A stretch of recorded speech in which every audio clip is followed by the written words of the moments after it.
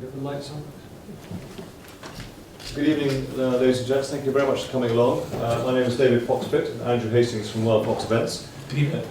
Charles Abram approached us about a year ago. He's partaked in a few of our events and said, look, we need to raise a lot of money for this new hospice. What can you suggest? And I think collectively we came up with this wonderful route to the Pentlands, partly because it's so close to Edinburgh. We thought that would be a good location. So here we are. The great event is almost upon us. A month to go. And what I'm going to do now is just sort of talk you through the various routes that you can take part on. Andy's going to go in a bit more detail about the food. Very important. What food do we get? Do we get fed? Yes, you do. It's more like an eat-a-thon. What happens at the end? There's bands and music and massage and mountain rescue and first aid and loos, luxury loos, very important. And then David's actually just covered it all. So yeah. And then I'm going to go into a bit more detail. I promise you I've washed these clothes. We've actually just come back from a 100-mile walk reenacting the Coppleshire heroes, so we're well versed in walking, and I've got the actual kit that I use. And I'm just going to go through that in a bit more detail, some tips for sticks, how to deal with blisters, how to prevent blisters, and the type of kit you want to be thinking about: rucksack, hydration, food, etc. Really useful bit of information, come from personal experience. And I'll just take it from a book, personal, sometimes agonising experiences, so that you don't have to go through that, and you can take these tips on board. So let's look at the map here. Bayvlaw Castle is the hub. We've just had a very good meeting with the landowners this morning, all the stakeholders. We couldn't be more helpful, more positive about this.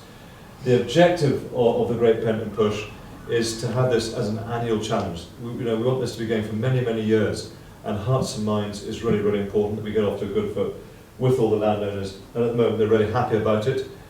We put money back into the upkeep, so there will be various projects. We don't just use and abuse the land, because one of the comments we get is, well, what are you going to do for the route? Lots of people walking, potentially in bad weather. What are you going to do to improve the route?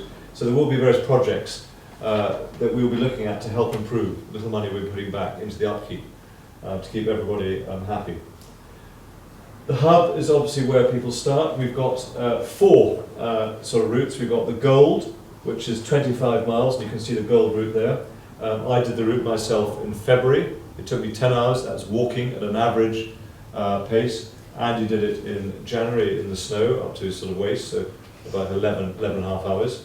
I obviously chose the time wisely. But it's nice that somebody's done it, it can be done in the snow.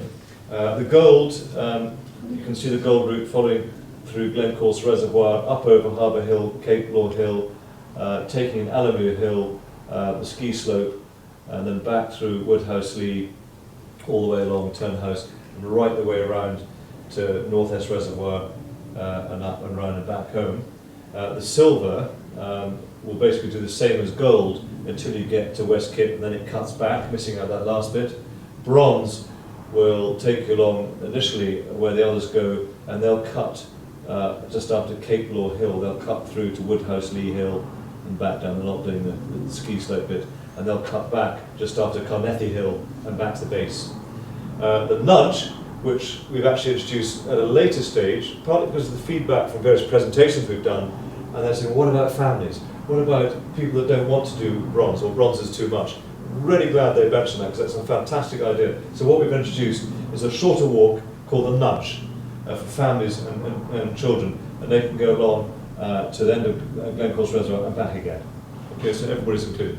Andy will cover the times and when people can join it. But we've got about 300 taking part at the moment.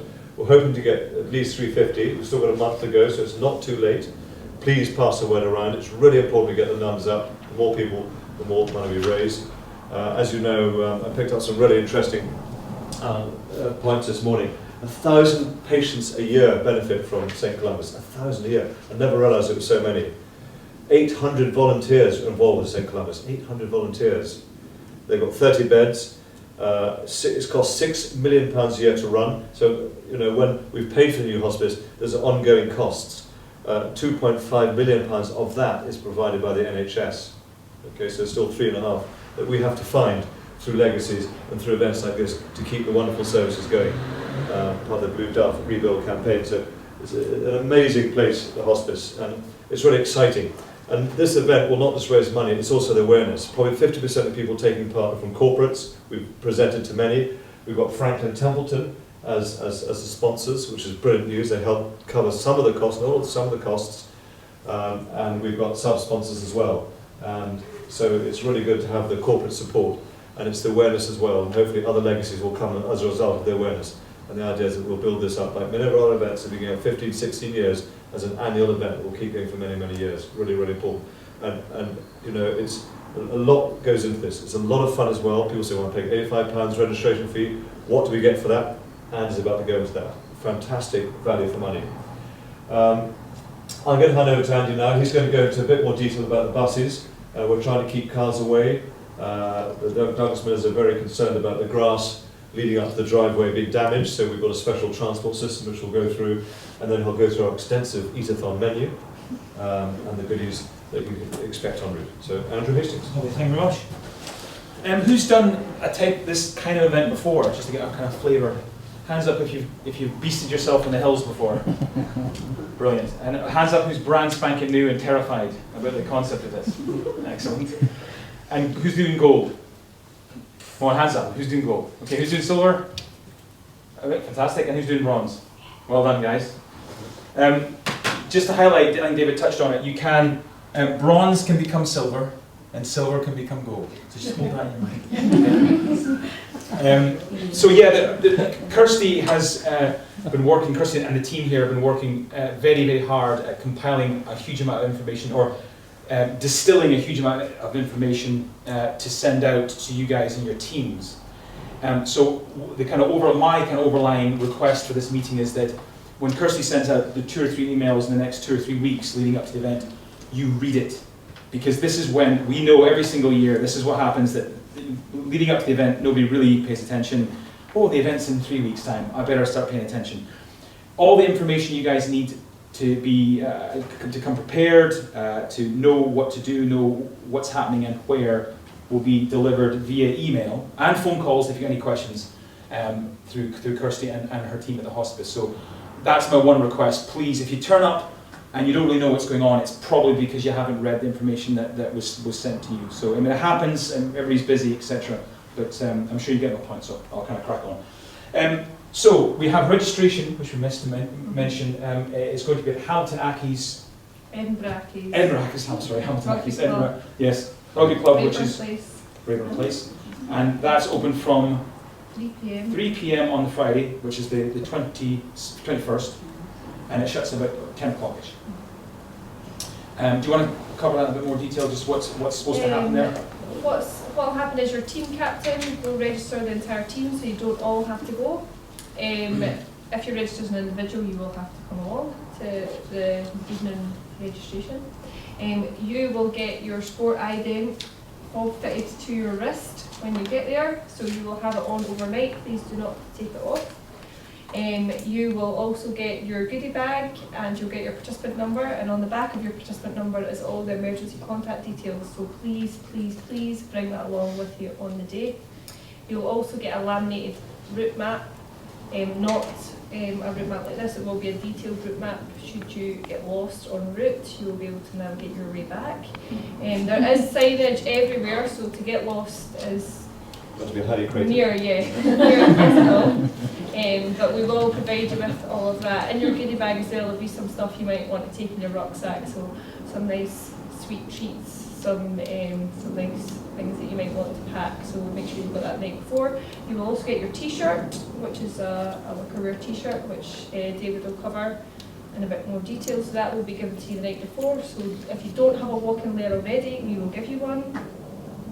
And I think that's everything covered with registration. There's about 30 parking spaces there. We're not expecting everyone to turn up at the same time, but if you can get to registration using public transport, please do try, although there will be parking facilities there on the day for you to bring your car along and pop in to register. And after 6 o'clock, it's free parking on the street. Yeah. So that should be fun. Does it matter if it's not the team captain? No, as long as it's somebody from your team. But if you could let me know before it, so that I know who's coming, just so that I can make sure that we get you in the right team. Okay, lovely. So that takes care of Friday night. Now, the event day. Dum, dum, dum. Balerno, south of Balerno is the Pentlands. I'm sure you guys are aware of its location, I hope. As David said, the kind of hub is at Bavelock Castle, the field just to the south of Bavelock Castle. I think the best location for an event start that of the dozens that we've done. It's a beautiful place. One of the kind of factors in getting permission was that we needed to not have 200 cars turn up on Saturday morning. It's just not the right place for that. And when you're there, I don't know if you've been there before, but when you're there, you'll see it's not the place for a big car park. So we're going to be running which will be a very successful and efficient bus shuttle service. I promise you it will be. Running from Heriot-Watt University, starting at 6 a.m. 4 coaches will leave. Now I was going to go through this, but I think you'll just get confused with the timings. Kirsty will send this stuff out. It is idiot proof. Just follow it. You'll know where to go and what's happening when you get there and stuff.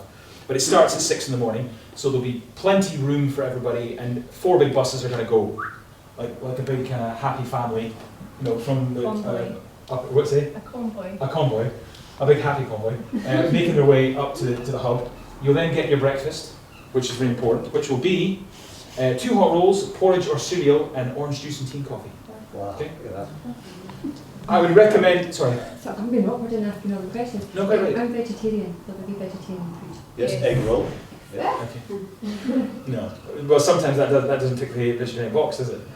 Egg roll. So if there are any special dietary requests, can you pass those to Kirsty, please?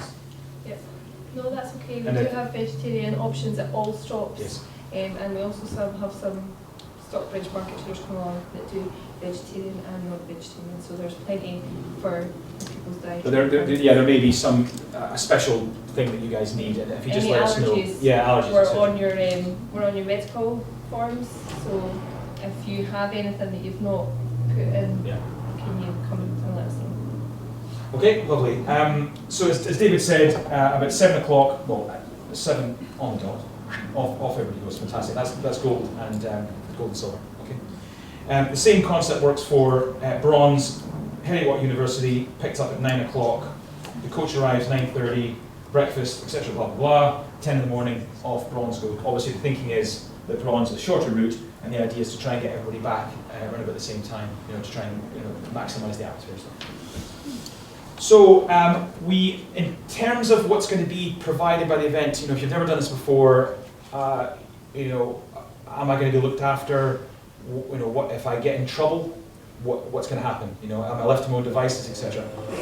We pride ourselves in creating very safe, very well established events that will ensure that you guys are as safe as you possibly can be. So from the moment you get on the bus at the university to the moment we drop you off, we will be looking after you.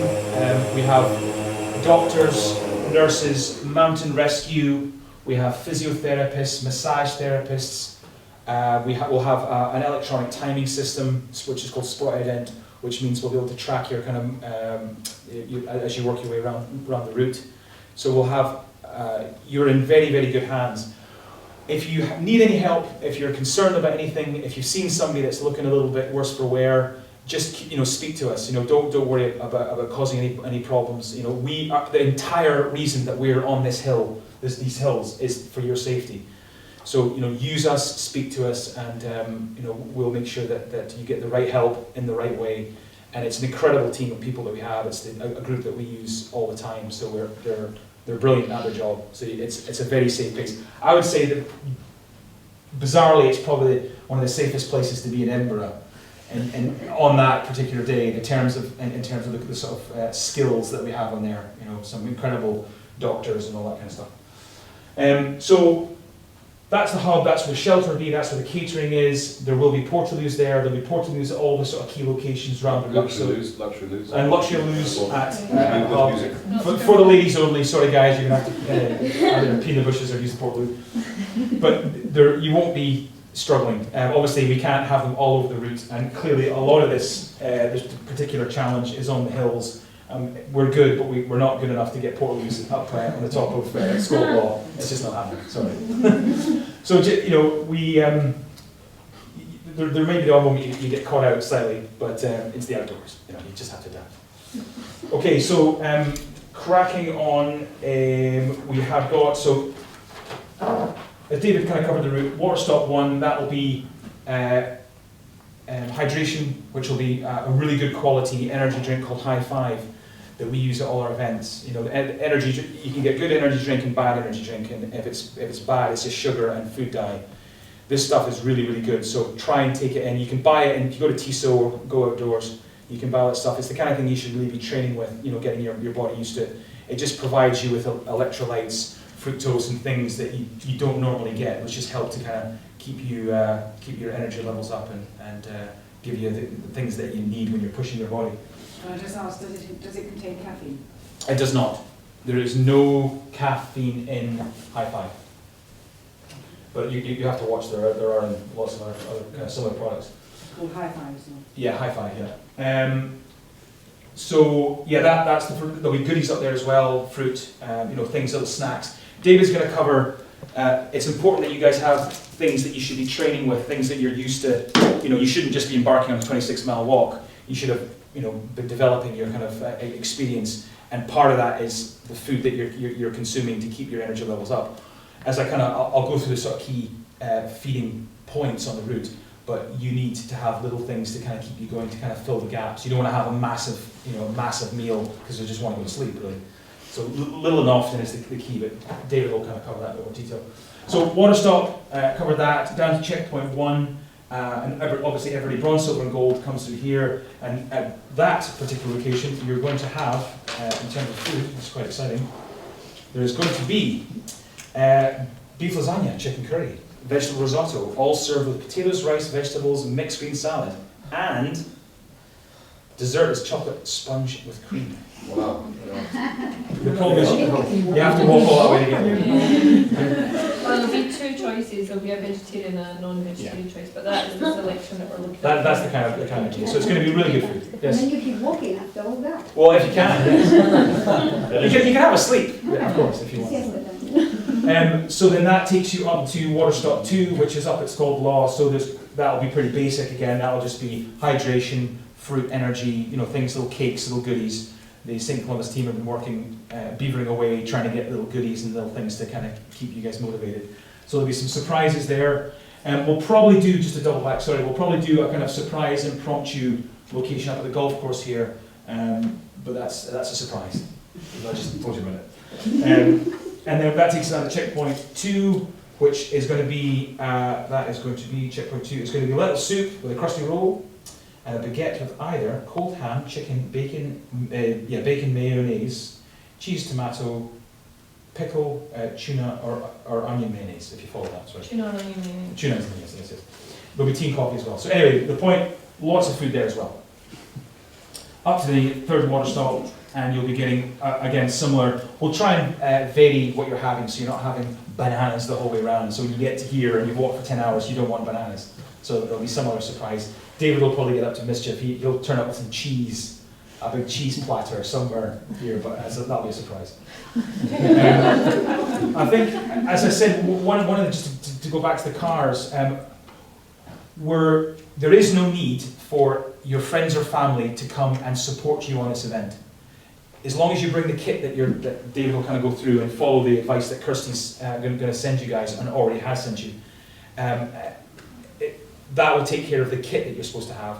And in terms of food, as you can see, you don't need to be met by your auntie because she's worried that you're not going to have enough food. Okay, but we do need to be sensitive because this is a busy part of the country on a Saturday, and the last thing we want to do is kind of have hundreds and hundreds of cars driving to places that it's not suitable. So if I can please kindly request. Flotterston, I don't know if you guys know, there's a pub there, and just after that there's a sort of council car park. Of course, people are free to use that. They would need to walk up to that checkpoint, and they're more than welcome to come up and say hi to you guys, brilliant. But no cars, okay? And there will be some of my marshals there that will tell people no entry, and I just don't want it to get a bit nasty, but we really got to respect, because that's private. Going up to the road up Glen course, that's private, and all we're going to do is upset people, and we just don't want to do that. So they can park in the council car park and walk up to the checkpoint. Brilliant. If they want to walk up and, perhaps meet you guys here and walk up to Turnhouse and then come back, that's fine. But please make sure they have suitable clothing as well. We don't want to have to look after your sister because she's turned up in a pair of shorts and the weather's got a bit nasty. So if they're going to do that, fantastic. But just make sure that they come prepared. Moving, obviously, that's way up the hill, so there's no cars are going to turn up there. Checkpoint 2, no vehicles, because that's a private road and the farmer's going to shoot me, so literally will shoot me. So we have to just be really, really careful. That is a bit of a nightmare to get to. You're not really going to drive to that. So we just need to respect. So it's just important you guys can pass to your teams that they don't need to be supported by. I don't know if you've maybe done events, especially events like ours. We sometimes have support teams are part of the sort of makeup of the event. Not on this one. So I'm sure you guys get the thing. So when you get back to the hub, you are going to get the mighty, fantastic, exciting haggis or veg haggis, to keep the vegetarians happy. Neeps tatties with whiskey sauce and oatcakes. Dessert is apple and raspberry crumble with cream or custard. I think you should get both, really, to be honest. Let's be Yeah, honest. that was cream or custard, question mark. Yeah, question Just mark. waiting for us. I'm sure you Yeah, can negotiate when you're there, looking absolutely knackered. As Kirsty pointed out, there's going to be other stalls, really nice quality produce that your friends and family, etc., can buy direct. You guys, all this food is free. It's included in your registration fee. But if the people that are there to support you at the hub, if they want to get some food, they just walk over to one of the 4 stalls and buy either ice cream, Indian cuisine, a wee pie from the wee pie company, or they get themselves a lovely fresh coffee. So that they'll be looked after as well, because obviously there's not a lot of options at Big Law, so that's why we kind of brought these in. So the people who are coming up at that point, are they also coming up in the bus convoy? Yes, I was just. Buses will be going throughout the day. That's exactly what it is. Yeah, there's the main buses transporting the participants up. There's that stops after Bronze. There's a nudge bus which then is going to at 1300 2 coaches leave Heriot Watt University and take all nudge participants and spectators to the hub. Okay, but then the secret of the success is there's going to be a shuttle bus or shuttle buses running every 20 minutes from the hub to Heriot Watt University and back and forward. So it's just a case of from 2 until 10 p.m. till 10 So what p.m. I've decided to do is close the hub village area to spectators until 1:30. So the first bus your spectators can get is 1 o'clock. And the reason for that is once you guys go, nothing will be there for them. So from 1 o'clock we will have the stalls all set up, stuff for the kids, the music will be on, the MC will be there, so everything will be set up for spectators. So rather than have your guys stuck there for hours with nothing to do, it's only open from 1 o'clock for that reason. Do they have to pay that bus going? Nope. No, There's free as well that's for free. family. Yeah. And does it stop anywhere else other than Heriot Watt? Is there any other pickups? No, and the reason for that is it's going through Balerno, so it's through the local village, so we didn't want to stop and let people off and on and disrupt the residents. So it's just one stop. Yeah. So that leaves me with a bit of a problem because I'd have to get myself to Heriot Watt. Where do you live? Balerno. I'm Okay. really close to the beginning of it. You just I walk. am a bit of mile actually, so I can't Well, really just walk. Jump on a bike. Jump on a bike. When That's it half gets the to fun. the end, Warm up. the end of the gate, we'll need to stop before the buses can actually get into the gate. So, I mean, if we only had one person, or I'm sure you could get a lift to threaten your. Yeah, that's what I was Our car thinking. park actually, and walk get up the someone hill. to try this one. But yeah, we're not doing regular stops for the purposes of residential area, so we can't just create pop-up bus stops along the route. It would be possible, there's the terminus, there's a bus terminus at the top of Balerno for the It's a fourth massive floor. bus Get terminus. people back into town. Would it be possible to stop there? The bus back into town actually runs from Heriot Watt as well. There's a 25 that'll take you right into town, so there is a direct bus from Heriot Watt that'll take you back into town. So we're not taking you anywhere that you won't be able to get back into town or anything on public transport. And I think it takes just as long as the 44, the 25. So there is a bus from Heriot Watt Uni, but we're not going to create extra stops. We want to make it as easy for you guys as possible and as easy for spectators. So that's why we've got one pick up and Yeah. one drop off. And at the hub, if it's a really bad day and people's there, is there any shelter? Is there any shelter? There'll be sufficient shelter to keep. Not every, obviously, depending on the time of day, there could be hundreds of people there. Yeah. but there is plenty shelter for so people can eat, you know, under cover and keep 150 people dry. So There's a huge marquee, and in the marquee we're going to have the catering tent. We're going to have like a wooden kind of dance floor set out with the band that are going to play at night, from 5:30 till 8:30, and the bar will be at the other end. So there is plenty of places for people to kind of go in and out. Do you think we'll be dancing? Absolutely. Maybe not. You might just keep going until you burn out. It's amazing this sort of feeling when you've finished. It's quite incredible how that gives you an extra 10%, which if there was a dance floor and a ceilidh going on, you'd be amazed. So, And if yeah. you've got a mixed group in your team, where some people are doing gold and some people are doing maybe bronze or silver, Yeah. do we walk together or do we not? If the buses are coming at different times for the different groups? The Not- buses for gold and silver are See, the the- same thing, but for bronze. If you've got bronze as well, the answer is you can't. Unless the gold and silver want to wait for the bronze. Yeah, but could they start, if we all started together, could they just stop at bronze? Do you know what I mean? Or if we all started at the Yeah, gold the thing time? is with the transport situation, we need to know numbers wise, so we can't just have people who decide it, because not necessarily in your situation where they are a mixed team, because that's different. But if people were just decided wanted to start early, we had people rocking up for bronze early, that's where we need to control it. But if there was only a few that were doing that, then we could probably look at that, because we don't have many mixed teams. I It would only be for have that, mixed slightly teams. have that Yeah. issue as well. So we would only Some look at it people- for mixed teams, so we need to have a think about it, yeah. I mean, the gold and the silver have to go off first thing, otherwise they're going to get round sort of midnight tonight, so they need to go off early.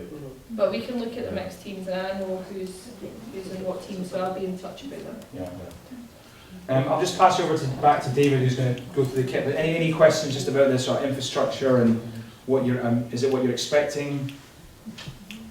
Okay, fantastic. Lovely. I'll pass you over to David. Right, what I'm going to do now is just talk through a bit of the kit. I'll just, before I do that, just go through the route. I did the event back in late February. It was raining up until about there, and then it was beautiful all the way to the end. And it was dark about there, after it was dark. This, just to give you an idea of the terrain, so from the bay floor, it's flat. You go through a gully, it's flat all the way along there, so it's a great warm-up to the end of Glen Course Reservoir, so it's flat all the way, so great warm-up. Then you start to climb a sort of gradual hill up towards Harbour Hill, bit of a drop, up to Cape Law Hill, down to this part. If you're doing gold and silver, it's like the M6 motorway, a new track has been put in there. Absolutely fantastic track. It's not going to be tarmac, to be pleased to hear. They were very concerned, walkers and Pentlands, that there was going to be tarmac. And that's because they need a route to take people off the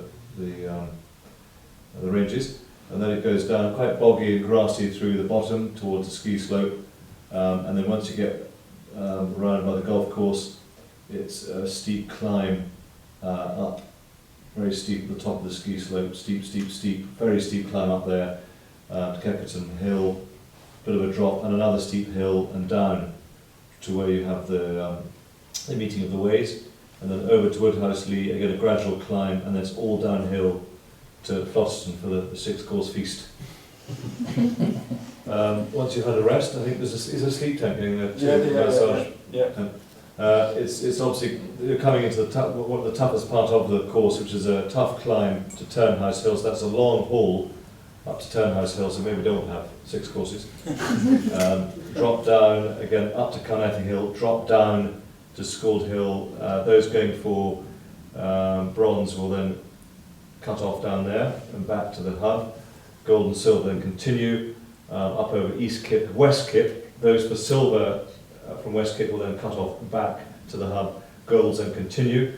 From there it's not so bad. Greenlaw, and then it's pretty much downhill, level downhill, Spittle Hill, and then down. You're actually going around the south part of the North Estuary as well. There's a bit of a mistake there. So that yellow should be going along the bottom, the south, and up this side. And again, it gets quite boggy and marshy because you're going over sort of grouse land, moorland, and quite peaty and boggy. If you've had a lot of rain, you will probably get wet feet, it's unavoidable. And once you get off that sort of moss bit, it's not so bad, the track's much better. And then you come past the farm, and then through another sort of field of grass, a woodland there, and we're actually speaking to landlords at the moment. We're trying to get a special diversion through. This is a particularly bad bit. I don't know if any of you have walked this part as well, but it's very boggy and mucky. So we're trying to get permission to cut through the home farm, which also belongs to the Duncan Millers, and then back to Bayville Castle. So that's something we're still working on at the moment. Because when we did that, it's particularly boggy for about a mile, so it's not the best. So we're trying to get that improved. So that gives you an idea of the terrain, the ups and downs. What I can do now is just quickly go through training. Obviously, there are different levels. Everybody in this room is at different levels of fitness. There's not just one program for everybody because you're all at different levels.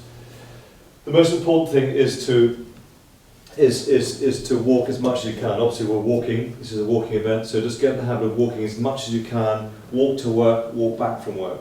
Go for long walks. If you've got dogs, take them out for an extra mile or two. But start getting as much walking in as possible. Wear the shoes that or the boots that you're in. These are my favourite ones. I've just done 100 miles in these, so I'm looking a bit tatty. They probably won't last much longer. I've had these for about a year. These are my favourite boots. These are Merrill High Abs. I'm a great believer in ankle supports. After the first talk, several people came up to me and said, well, I really prefer you to use trainers or cross-country. That's fine. If you're happy with the most important thing is to be happy with your footwear. I just happen to like these. And the great thing about the Merrill High Abs is they've got the ankle support.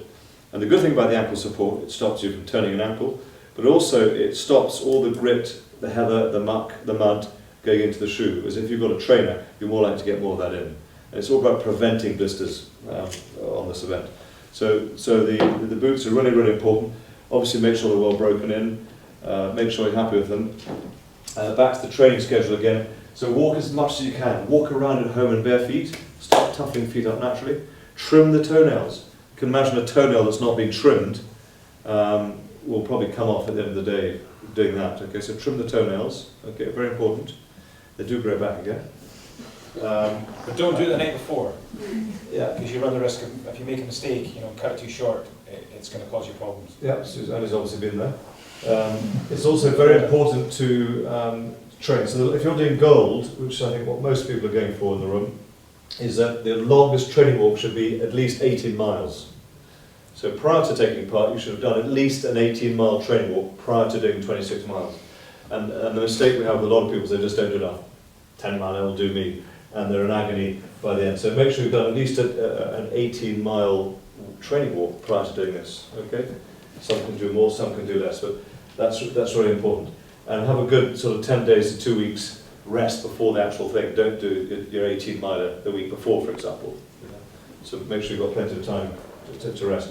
At weekends, we've still got a month to go. Just get out on any part of the route and do some training, do different parts so you get used to it. Getting lost, you've got to be highly creative to get lost. The reason we say that is we have got lots of signage. So lots of these orange arrows. Obviously, we're not walking ways all the way around. It's different routes, off and on, bronze, silver, gold. So we'll have different markers. But having said that, the mist could come down, you could be in a cloud. So we're not having orange arrows every 50 yards. So there could be stages where you get confused or disorientated. Hence the map that we'll give to you and the compass. So it's important to know how to take a bearing just in case, should you come off. And that's the risk we have. The mist could come down, could get some rain, and you might not be able to see the markers. But we put as much as we can out, so it's as obvious as possible. Back to the kit again, so back to the boots. Really important you break them in and you're really comfortable. And you wear what you're comfortable with. If you're comfortable with just the normal ones without ankle support, so be it, that's fine. Waterproof is really, these have now lost their waterproofing. These were Gore-Tex, as you can see they're falling apart. Just at 100 miles on road, which is the worst thing, but that's what we're doing. And you want to try and keep the feet dry, really important. If the feet get wet, they deteriorate a lot quicker. Socks, foot admin, you probably want to be changing your socks 3 to 4 times throughout the day. So probably at that water stop, that checkpoint, that water stop and that checkpoint. And the reason I say that, as you're going along, you get bits of grit, heather, earth, muck, sweat, causing problems, and that's what causes the blisters. So just by changing the sock, taking the foot out, letting the foot dry, and putting a fresh pair of socks on makes a huge, huge difference. And it minimises the blister risks. You've got wonderful things like Compede, zinc oxide on the really long walks. I'll probably put tape. So say this is my foot. I'll probably put a layer of tape around the bottom, around the back, around the base of the foot, and around the toes individually. That tends to be the lot of 40, 50, 60, 70 mile walks that I do. But again, this 26 mile walk, again, zinc oxide tape is absolutely fantastic. It's like putting an extra layer of protection, and it just minimises those blisters. But again, it's very important you put it on properly and practice it on your training walks. Socks, you've got the 1,000 mile socks. It's got a sort of double layer. You see, the sock has been washed, but you can see the bits of grass collected from France just recently, which tends to get caught. And that's the reason for changing the socks, is because you're getting rid of all that sort of stuff. And that's the sort of stuff, the grit and the wee bits of heather, that causes the blisters. Really, really important. And you want to minimise the blisters. And once you get a blister, you can deal with it by putting a Compede on. You want to try and minimise that in the first place. There's nothing worse than getting a small blister after 4 miles, then you've got another 20 odd miles to go around with it. It just gets worse and worse and you're hobbling into the end. Sticks, I'm a great believer in sticks. I did an event called the North Face Tour de Mont Blanc about 3 years ago, one of the toughest events I've done. 178 kilometres, 9,000 metres ascent, there were 2,000 nutters doing it, from Chamonix right the way around to Chamonix. And we had 46 hours to finish. So it's like doing 4 marathons back to back and climbing Everest non-stop. And the reason I mention that, because 99.9% of people were using sticks. These are all top ultra marathon runners. Not now, the top ultra marathon runners. I did it in 45 hours, 3 minutes. So I wasn't a race snake, but I got round it. But what helped me get round it were the sticks. By using sticks properly, you're transferring 50 to 60% of your body weight. Not 15 to 16, 50 to 60%. And what I'm doing is I'm now taking the weight off the legs and transferring onto the upper body, which is normally redundant. Okay? And going downhill, you can these are telescopic ones, you can lengthen them, and they're just acts as that support, because look at those hills, you're going up and down, up and down. You know, as the knees get a bit sore as you get to mile 18 and 20, they just help you support those limbs. And going up a hill, you can shorten it, and you're really laying into the sticks now, and it just helps you transfer that weight. Absolutely. Has everybody used sticks before? People say, well, what about one stick? It's like 10%. Sticks, 50 to 60% if you use 2. Really, really important. Get used to them. Use the slings to come up from the bottom like that and hold it. You're using the slings. Langlaufing, cross-country skiing, is the best aerobic exercise in the world, proven. Walking with sticks is as close as you can get to langlaufing, because you're using the whole body, shoulders, back, arms, by using sticks. It just takes the stress off the limbs. Absolutely incredible. But do use them properly, practice with them, adjust them. You can hire them, apparently, from Tizos. You can get them for about 20 quid now, you get some good sales on. So again, really, really important. Onto the kit itself, we've gone through this amazing gastronomic eat-a-thon feast. I think I've come across an event where you get so much food on it, but that's fantastic, great for morale. But I'm a great believer also in keeping the energy. Now, in this system, I've got room for a 3-litre Camelback or Platypus. Unfortunately, it burst in France, so I need to get a new one. But that fits in there. This goes onto your back. And so this is the best rucksack I've used. I've gone through many. I use this for all my endurance events. Absolutely fantastic. And the great thing about this kit here is that it can enable you to eat and drink on the move. And what becomes really irritating in long walks is, can we stop here? Can we stop because I want to get the water? Can we stop because I want a sandwich? You end up splitting up. So you want to have an agreement that the momentum is really important. You keep going. And if somebody wants to stop, you don't stop. You don't wait for them. They'll run and catch you up. Otherwise, you're stopping every 5 minutes for somebody's whatever they want to stop. The great thing about this system is that you've got the Camelback with a tube coming out, and you can put it through these loops, and it just sits like that. So as you go along, you're drinking on the move. Fantastic. Hydration is really, really important. You want to be drinking probably 3 litres in between each checkpoint. And the rule is very simple. Very, very simple. If you go to the loo and you're peeing Iron Brew, that's not good. Comes up bright orange. You want to be peeing Chardonnay. A nice wine Chardonnay, that's a colour you're looking for. Very simple. If it comes out bright orange, not good. Start drinking more. It's very, very simple. Dehydration in all events, probably one of the biggest problems in our events, is getting to the people that need to drink enough. The great thing about the Camelback, it's there. 3 litres I have in this one, and you can top up at the water stops. You've got high five water, there's fruit. Just keep the liquids coming on, little and often. And also, as you're going along, you've got satsumas, Mars bars, oat cakes, I've got a cheese, pickle sandwich in here, and I'm eating on the move, little and often, okay, little and often, trickle, trickle, trickle, drink, drink, trickle, eat, eat. Because when you eat a energy bar, it doesn't go ping into energy, it takes a while for that to act as energy. And the trouble again we see with people is they just wait 4 hours and then they burn out, because they're not getting that fuel through. So little and often, little and drink, top up, drink, top up. Don't just drink water, because you can flush the system out. It's called hyponatremia. Okay, that's why you want to have, tea, coffees, crisps, sandwiches, high five, water. You're having the energy. Really, really important. Say we've got a heat wave. It does happen occasionally. You want to be wearing shorts, a t-shirt. You get given a wonderful t-shirt. This is the sort of design on the back. This is for the nudge. We're going to have the other walks, but if I can pass that round, this is called a wicking layer. You see the difference between that and cotton? That wicks away the sweat, dries very, very quickly, very comfortable, as opposed to cotton retains the moisture, becomes really uncomfortable and not recommended. Yeah. So we're talking about a heat wave. What am I going to wear in a heat wave? I'll have shorts, just that t-shirt, I'll have a fully rimmed hat, not just a peak cap because you get a burnt neck, okay, fully rimmed hat, and I'll be applying, I like the 50 factor, okay, sun cream, and I'll keep reapplying that because it sweats off. Really, really important. On the legs, any skin that's exposed, otherwise you'll get heat stroke, and you'll drink more. Simple, if you're not going to the loo, that's not good. You want to be going to the loo, that's why we've laid on these wonderful luxury loos and portal loos. If you're not going to the loo, it means you're just not drinking enough. And it's really important you look after your team members. We see it time and time again. People are not looking after their teammates, they're struggling, they're falling behind, we'll just leave them and we'll catch them in the morning. That's not really good, not good for team morale. So make sure they're drinking enough. If they're feeling not well, normally it's minor headache. I've been dehydrated, it's happened several times, and it's because you're not drinking enough, and you need to be drinking enough and looking out for each other. Really, really important, and keeping the fluids up. So this is fantastic, this thing. You can tighten, as you're consuming the goodies in your rucksack, you can tighten the straps, but you've got the food as easily accessible. You're not having to say, can we stop again to get the water bottle out because you haven't got the camel back? And that becomes really irritating after 20th stop, after 5 miles.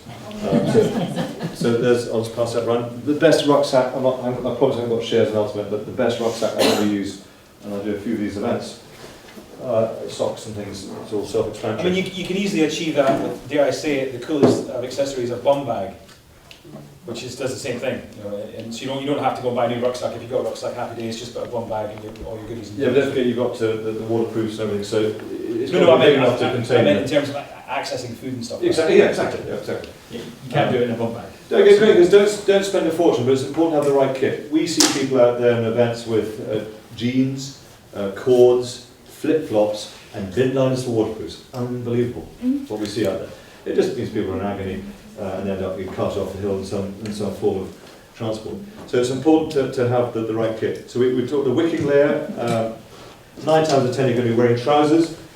These wonderful trousers, they wick away the sweat, they dry very quickly. If you've got a rain shower, they dry quickly as opposed to retaining.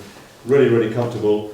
And what I tend to use probably more than often, accompanying the t-shirt, is this really light sort of windproof fleece which rolls right into a tiny little ball and go in the pocket. And the great thing about that is that you're going over the hills, the wind picks up, gets a bit chilly, you just put that on. The important thing is to maintain a constant body temperature when you're doing this. And we see it time and time again, people have got far too much clubber on. A rain shower comes on, what they do, they put their waterproofs on top of all this clubber. And they're like a baked tatty. Sweat like a pig, they've just expended 20% of their energy unnecessarily because they sweated too much. If you see the rain coming on, you're just going to be wearing your underpants under that, you're going to be wearing that, and you're going to have your waterproof on top. And again, it's important to have a waterproof that works. I've had this for about 10 years, and guess what? It's starting to lose its wonderful Gore-Tex theme. So the rain leaks through it. But the important thing about this is a hood. It's got this sort of wire mesh in the front. So say you're heading into a strong, it might rain occasionally, never know, it might rain in the Pentlands. You've got an oncoming blast. What you're doing is you're actually angling the hood into the rain, so the rain is dropping down onto the ground as opposed to the normal anoraks which go on the face, soak the neck, and you've got to soak the top part of the body. The wind picks up, mild hypothermia moves in. So the kit is really important. It's really important to keep the engine, this is the engine house, dry if you can. And there's some really good waterproofs and there's rubbish waterproofs. I have to say, probably 50 or 60% of we see have the rubbish waterproofs, which would not stand really strong rain. So it's very important you look at the kit you have, don't go and spend a fortune, but make sure that you've got kit that actually works and that you're happy with. And it's all about enjoyment. The kit that you have, if you're happy with it, you'll have a much more enjoyable experience and it'll encourage you to do more walking as opposed to putting off walking for life. A slightly warmer fleece, there are a couple of options I bring. This is normally in the winter. I wear a North Face fleece, slightly thicker, it's got arms as well, and I'm always undoing the zip, doing the zip up. Depending, if I go up a hill, I tend to take it off. If I'm at night, I'll put a woolly hat on and gloves. So just simply by putting a woolly hat on, your temperature will increase. But the secret is maintaining constant body temperature. Don't have too much on, don't have too little on. Maintain a constant temperature. It takes a bit of practice, but once you get the hang of it, across that round, see, feel how light that is. It's a Montaigne thing. And that's another version, the armless one. There's different varieties. But typically, 9 times out of 10, I'll have that red thing, and that'll do me for most of the events I do. And I'll also have the waterproofs. Chaffing, has anybody experienced chaffing? Let's be honest. Mainly a men thing. It's the legs rubbing, and it becomes really painful, and it's the sweat, in between the legs, really sore. You get people normally walking the last 5 miles like this. It looks ridiculous, not very good for the statue, but they're determined to make it, and they're walking like a sand crab. But what deals with that, what helps with that is the Vaseline. Nice big tub of Vaseline. Keep reapplying it because it wears off, also under the arms. You can also get blisters from using sticks. So a nice strip of zinc oxide tape on there stops the blisters from happening with the sticks. Also lycra, and this thing in the North Face. Again, 99.9% people are wearing these tight knickers. If you feel self-conscious, you can wear shorts over them. But again, lycra, it keeps the muscles warm and also stops the chapping. Head torch, some of you may be coming in the dark, because we are getting in towards the winter, 22nd of September. Head torches with spare batteries, crucial. You'll be given a siloon, which will be on the back of your rucksack, like a sort of smartie that lights up at night, so we can see you, light stick. And we'll have a few green ones out on the route, so you can follow the smarties at night. That's if you're after a certain time. The head torch is really important. I've got a variety of energy bars here. Some of them are absolutely revolting, these sort of energy gels. Some people like them. I find them revolting when I brought them along. Honey stingers are nice. Basically, have what you like to eat. You'll have cravings for chocolate fudge cake, or pasta and ragu sauce, or crisps. Your body will tell you what you want to eat. And that's why we've got so many goodies en route. It's fantastic support.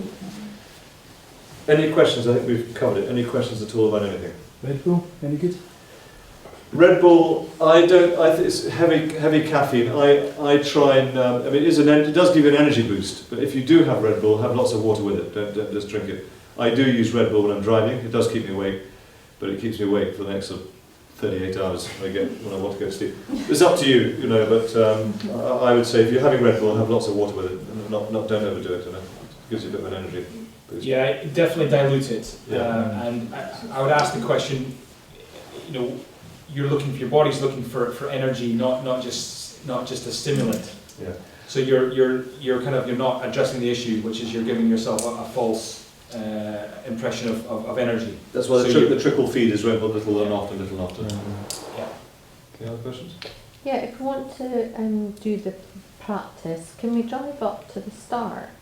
If you want to practice I think what over the you'll next find few is weeks. there's a car park just down here, which is about probably 400 yards from there, and that's as far as you're allowed to go. What's It's the a car so there is a small car park down there. Breckenmure, Breckenmure. Yeah, and people walk up. And it's not sort of private. Do not go beyond this point. So they do discourage cars anyway. Here. Yeah, You can park there, yes. Big car park, yeah. Okay. You see everybody park. And will we be able to download maps of the routes for Yeah, practicing? the route map, that route map is on the website just now, but I have a more detailed route map that I can email out to you guys, but we were just waiting to see whether we had the change in the route. All right, because it might just be useful to have that if you wanted to go and do, I'm intending doing a practice, and it would just Again, be nice. even with this map, you can go out and it's pretty straight. It's pretty obvious where you're going, But obviously the detailed map is the best thing, and you can get an OS map as well. But hopefully we'll sort that out soon. We just need to finalise this this bit here, we're trying to get an improvement because that was just horrendous. The walk from hell the last few months. Can I ask you roughly how long you're expecting people to take to do, say, the gold one? Yes, well, I mean, scoop at the end, the ones. I took 10 hours, and again, I'm not a race snake, I'm a plodder. I took 10 hours to do it. I didn't have all those wonderful goodies like massages and 4-course dinners, and that's sad. So I didn't have any distractions. So you've now got distractions. So I'd say probably add an hour on, because you've been stopping for your 3-course dinner here, 2-course dinner up there, massage there, another 8-course dinner, and another distraction. So you will have these options, which will hold you back a bit longer. But I think most people should be within 12 hours. But we don't want to do, that's why the momentum is so important, not stopping every 5 minutes. It's the worst thing you can do is stop, stop, stop. At 7 o'clock, you say, if you've not passed the silver route. Yes, that's right. There's a cut-off at West Kip, so if you're not there by 7, you take the high road home for the big haggis and mash and tatties. But you have to have cut-off, so we don't want people coming in at 3 in the morning. There's limits how long we can keep volunteers up before they lose patience. Hands and knees in the dark. Yes. Yes? Do you have to take every stop? Like, do you recommend that we take every stop, or can you have? No, you don't have to. I think it's important to top up. To always top the water up. The most important thing is you've got fluid, and you might just want to grab a roll and put it in your pocket. So you don't have to stop and sit down and have the full banquet. You can maybe just grab something, and.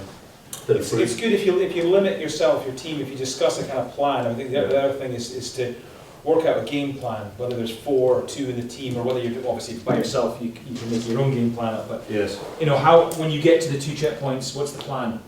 Are we going to, some of the events, the successes of the team, it's down to the determination, but it's also successful planning. And when we get to the sort of 2 checkpoints, are we going to stay for ages? Are we going to hang out, just chill out? Or are we going to be there, we're going to, sort our feet out, we're going to get some food, and we're going to rest for 10 minutes, and then we're going.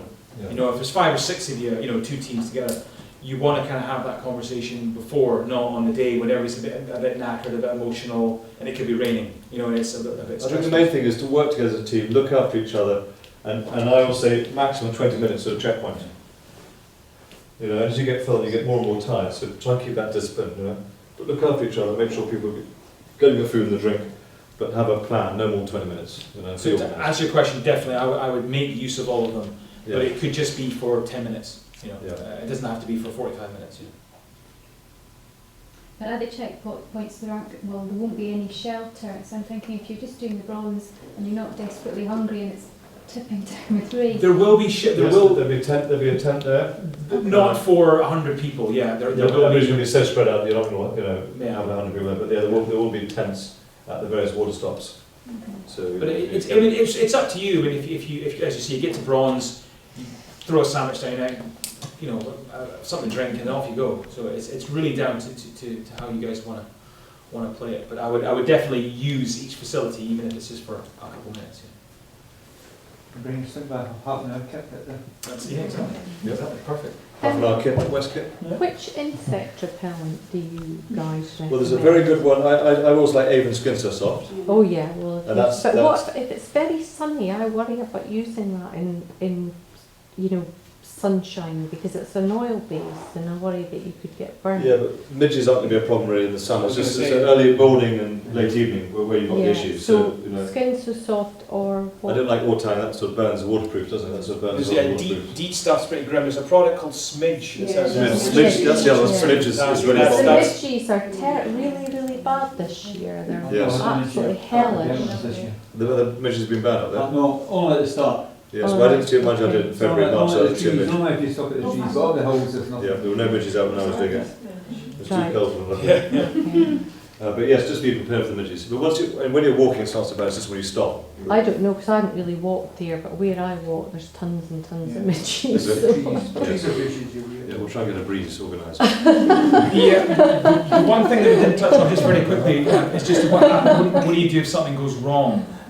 If you are presented with a situation that's one of your teammates falls over, is in a bit of a state. So on the back of the participant numbers, there's emergency contact details. There's 2 contact numbers, which is event control is at the hub, and then event control will be able to work out who is the nearest mountain rescue person, doctor, you know, do we need to bring in a helicopter to take you guys? You know, all sorts of things have happened in the past. It's very unlikely anything's going to go wrong, but there is information on the back, and that there is fantastic mobile phone signal. Pretty much, we do need to watch this little bit here because you're in a bit of a gully along here. This could be a little bit tricky depending on what network you're with. We haven't tested all the networks, but this could be a little bit tricky here. But there will be staff up here, and there will be staff monitoring this So section. again, this is very good underfoot. This is boggy and mucky coming up from here, but once you get up there, that's actually not bad. It's pretty straightforward. My We'll be well phone marked. stayed along there. Say again? My phone, I can't get a signal when you're...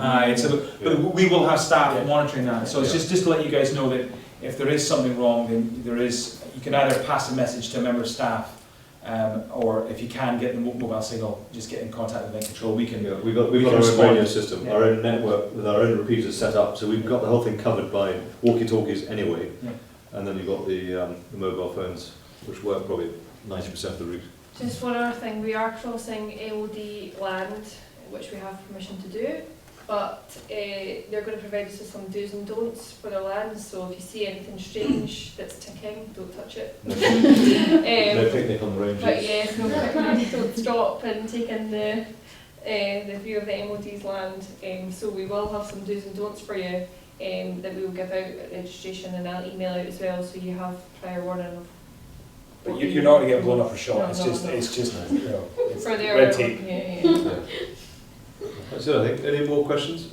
It mentioned on the website that you could upgrade if you felt like it on the day. Sounds like sort of Can an you airline. Downgrade. Yeah. If you feel Of course you can. You can do what you want. The whole point of this is that you do what you want. So if you're on for gold and silver, you get there, I've had enough, off you go down the bronze route. If you get there and you're on the silver route, oh, I want to go for gold, off you go, it's fine. Right? The whole point is design for what you want to do. The reason we've asked people what they're going to go for is just so we can get the catering numbers, which it's always difficult to be accurate with the catering numbers, so it just gives an idea of what people are thinking. Some people will change on the day, that's fine. No? It's not a plan. Flexibility. Flexibility. Just a couple of things from me from the hospice perspective. Fundraising, there's a couple of really good fundraising events that you guys in the room are involved in. For example, Sarah and her husband are doing a cinema night at the Dominion. I've kind of helped them with some contacts. So if you guys need anything like that, please can you come and let me know, drop me an email if you want any help with your fundraising, need any support with any events, want somebody to come out from the hospice and chat about what we do, then we're more than happy to support you, so please do get in touch about fundraising. We're happy to help. Yeah, we can send you, I can email out posters to anyone that's doing an event, or you can pick them up from the hospice here.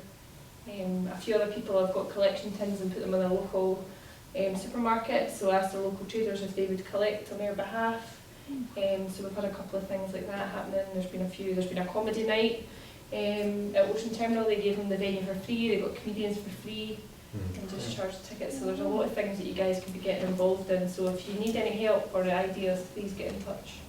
A fantastic team here, and that's this is a legacy we're building up for, an amazing legacy, and they've got some great ideas. And some people, if you're struggling, just come to them and they'll help you. And please pass the word around, and hopefully we'll have great weather and it'll be a great success. Next year we'll have 700-800 people, build it up, and that's the idea, to build the numbers up so that this becomes a legacy. And at the end of the day, it's up to you whether you like it or not. If you don't like it, you won't tell anybody. If you like it, you will. So hopefully that you enjoy it and that you'll pass the word around, because we really want this to be a long-term thing, legacy for this amazing hospice. And if you guys know of anyone that wants to volunteer, so if there's anyone who wants to take part of your friendship group or family, then please get in touch, because there is a number of volunteer opportunities, either for the whole day or just for a short shift, or to volunteer at a checkpoint if they're going to come along and see you anyway. So please do get in touch. We're looking to kind of nail the volunteers about two weeks before at the latest. So if you do know of anyone that wants to volunteer, then can you please let me know. Email the push mailbox or email me direct. Could you tell me the link, if I was to put a link on an email to friends, what link so that they could give online? They would put the link to your fundraising page, which was emailed to you initially, Oh, right, okay, so it's you not, put that on, it's yeah. not Or they generic, can go it's through the push page, so if you want to email the push page itself, if you don't want to do your personal fundraising page, then they just go on to sponsor a friend, and then it then takes them through just to search your name, and it would then take them into the sponsorship system. So